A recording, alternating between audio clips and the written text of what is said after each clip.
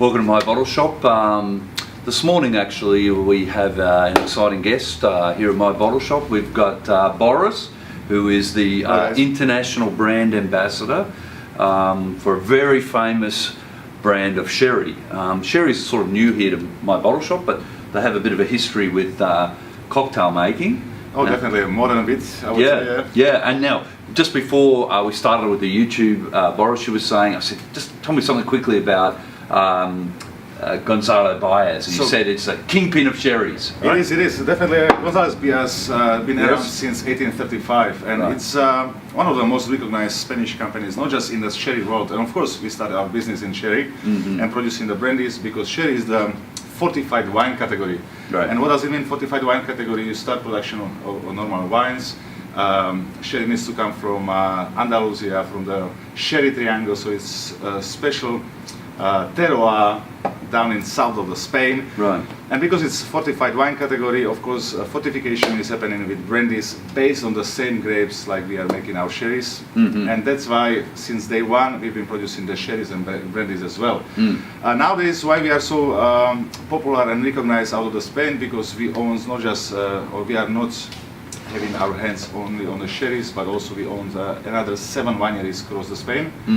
A couple of wineries in Chile, and also several spirits brands. You know, Australia, funnily enough, has a long history with sherry. Yep. You know, going back to my day, and I know Marcus there in the background.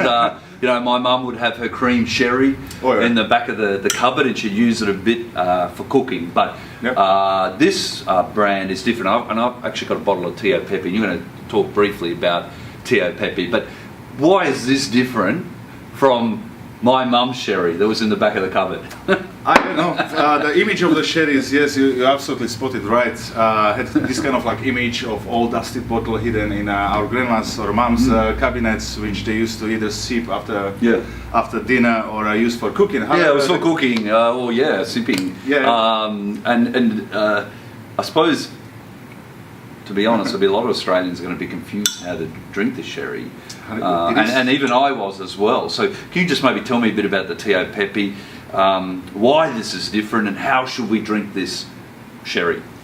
So, what is different Tio Pepe compared to cream sherry, as you guys most know? Yeah, that's right, cream sherry. Cream sherry, it's sweet sherry. So basically, it's a blend of dry and Pedro Jimenez as a sweet sherry. Right. Tio Pepe is completely other side, so it's extra dry sherry.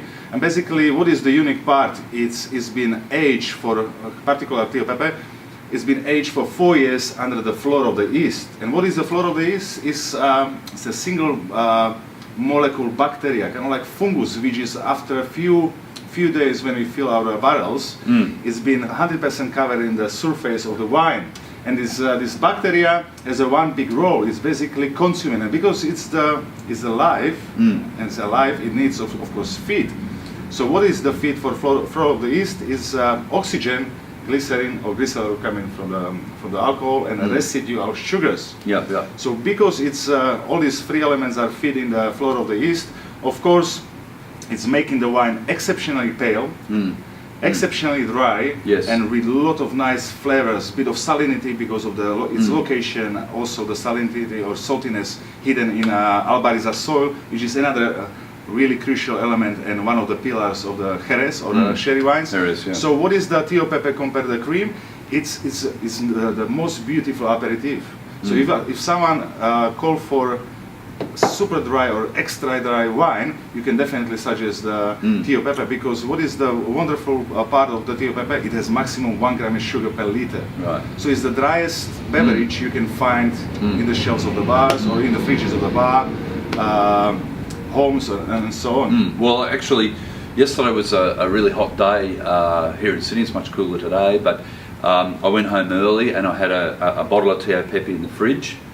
And you know, which had probably been an unusual move for Australians. The way we drink sherry is it was ice cold. I grabbed it out of the fridge, put it in a nice little small glass. I had it before dinner, and it was a very dry style, as you say. Negligible sugar. Had it's like a slight saltiness, a slight made my mouth water. you know, honestly, I thought it made my dinner. I had actually a Mexican flavoured dish last night, quesadillas. It works really well with Mexican food. It was, and you know, it was amazing. And I had a little bit left at the end, and I had it shared it after dinner as well. I had it nice and cooled down, which is something that you know, Australians don't traditionally sort of do that. So that's good information, Boris. Now, Gonzalez Byass is a big hitter for sherries. And just quickly, you've got a few others here. So we just talked a bit about Tio Pepe, which is also a great mixer. Now we might try and get you back maybe next week to mix up some cocktails. Please, just want to, if I want to make up some cocktails, what do I make with Tio Pepe? Honestly, like, people are really scared nowadays. Whoever discovering the sherries, they are kind of like, who should or where I should mix it with. Honestly, the sherries in the cocktails are really huge. Very first cocktail, which was basically written reference of sherry using in the cocktails, is the sherry cobbler. It's back in 1820s. Wow. So you can imagine how huge history of the sherries and mixology 200 years ago. 200 years ago. And basically for so what would we do to make up a sherry cobbler? Let's say we wanted to go back. We have a nice fresh citrus fruits of your choice. You can add some mint, you can add some fresh berries, and basically slightly enhance the flavors and juice out of this citrus or mixed berries fruit. A bit of sugar, sherry cobbler, ice, stir it up, done. Wow. As simple. Simple. And that's something that, what would you recommend? Just nice hot day, have it before dinner. You know, like whole trend nowadays, it's all about doing low and no ABV cocktails with low on sugars, because everybody is going healthy, you know, in a healthy direction and so on. And that's why the lead of the sherries is extremely well, and that's why all this perception of sherries coming from our grandma's kind of like cabinet. The sweet cherry, the cream cherry. Yeah, it was very sweet, very high in sugar, right? It was, yes. And just quickly, you've got a couple of other bottles here. Thank you for bringing these. So what's this one here? We have a... So basically, Alfonso, which is our Oloroso style sherry, it's 8 years old sherry. 8 years old? 8 years old, which is slightly opposite way of the aging, because as I mentioned, Tio Pepe has really unique character of aging under the floor of the yeast, so it's 100% protected wine. However, Oloroso style, it's a wine which comes from second press, much more robust flavors involved in the flavors, and also it's been 100% aging in under the or in touch with the oxygen, right? Which means the oxygen and oxidation turn the wine in much more robust, heavier aromas. Of course, the ABV level here, we have an alcohol volume of 15. Here we have an 18. Right. So I would call Oloroso as a red wine in the sherry world, or 45 I see. Yeah, and it looks like quite darker there in the bottle. It is. It's a darker bottle. You know what is beautiful on Oloroso, because of course there is not protection of floor of the yeast. So basically, when you smell it, you have a nice sensation of the sweetness, because it's coming from American oak, the oak which we are using for aging. And this vanillin which is hidden in American oak gives you a sensation of the sweetness. However, when you taste it, those roasted nuts, mixed flavors with the hints of peppery notes and extra dryness still. I want to crack this bottle open right now. Sounds fantastic. And over here we have Amontillado. Another bottle. So Amontillado. Amontillado, yes. Amontillado. It's mid-step between Fino or Tio Pepe and Oloroso, and basically... Right. So sort of between these two. Yes, correct. And so we're going dry, sweeter. Is that sort of... Actually, all of them are dry. Oh, they're all dry. What is really sweet is the last one, which we'll introduce shortly. However, all of them are dry, because when we're talking about the sugar, we have here maximum 1 gram of sugar. Amontillado, it's around 3 grams, 3.5 grams of sugar per liter, and Oloroso 4. So it's still extra dry. Only different perception is difference between oxidation and no oxidation, which change character a little bit. And of course, Amontillado, as I said, it's like mid-step between Fino and Oloroso. What means? It started journey as a Fino. So 4 years, same like Tio Pepe, we aging in Solera system, under cover of floor of the yeast or protected by floor of the yeast. And after 4 years, we taking the liquid, bringing it into Amontillado Solera, where due to the fact of concentration, floor of the yeast slowly dying, and the wine start to age in oxidative way. So you can find the character on the nose with the hints of Tio Pepe. However, on the palate, it's it's Oloroso. I've got so you, it's I've beautiful, got kind of like mid-step. And what I like on the fact, when you mentioned you cooked Mexican food, and it worked really perfectly with Tio Pepe. Also, Oh, look, it was the quesadillas and then the Tio Pepe, match made in heaven. It really honestly, was. like, I'm always when I go for sushi or Japanese or Asian cuisine with fresh seafood and so on, I always go for Tio Pepe.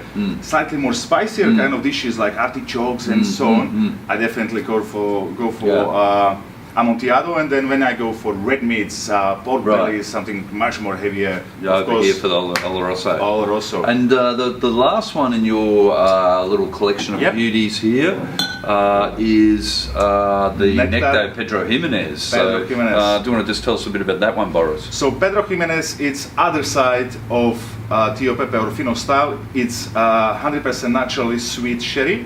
Yes. Pedro, what does it mean, Pedro Jimenez? It's one of the third varieties of the grapes which are allowed to grow in the Jerez. So it's Pedro Jimenez grapes which we are naturally drying for minimum of 10 days in vineyards on esparato mats. So what, they end up like a sultana almost, do they? Is that right? So exactly what happens. So it's white grape over 2 weeks period of sun drying, losing around 40% of the water. Of course, sugar level double up. And basically those sultanas or raisin-based wine, we press the juice out, we start fermentation, but we stop it to keep the natural sugars there, and then we fortify it and then age it. Particular nectar is aged for 9 years. 9 years, And if you can imagine now, I'll tell you sugar level is 385 grams of sugar per liter. So, okay, Boris, thank you very much for coming in today. Thank you so much. It was awesome to have you here. I know it was a big topic, and we only covered a little bit about the sherry from Gonzalez Byass, but hopefully we'll see you again. Please. And we can learn some more, maybe make up some cocktails from the sherry, just so people over there on YouTube can know how to drink this beautiful sherry. So thank you again. Thank you so much. All right, thank you. Thank you. Bye. Stay tuned.